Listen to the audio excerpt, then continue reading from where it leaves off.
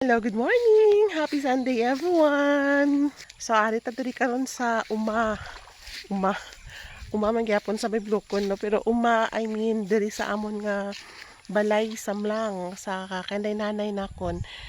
Ari ila humay no, dapit na lang sila mag-harvest. Wow!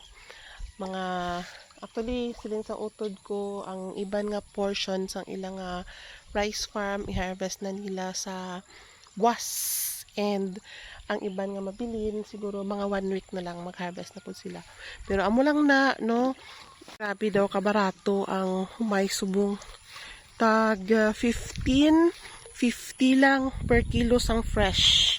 Imagine, grabe. Tapos ang expenses sa pagpanguma, grabe ka mahal. Tapos ang pamakal barato tungod kay damo kuno ang import nga ugas. Di ang justice para sa mga mag-uuma.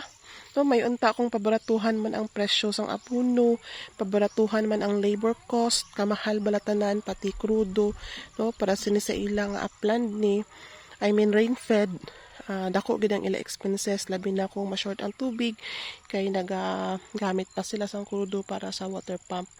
Di amo ni, no, kulang gid ang ilang net profit na if compared sa ilang expenses, ti makapang-English gid ang farmer subong short tani no, matagan man sang gamay nga action sang aton nga gobyerno nga puligan man aton mga uma nga hindi naman para sa abi sa una nga ang cost of living bala no, lain na gid dako na ang expenses, mahal ang mga balaklon, mahal man ang mga labor cost, mahal ang abono, mahal ang hilo.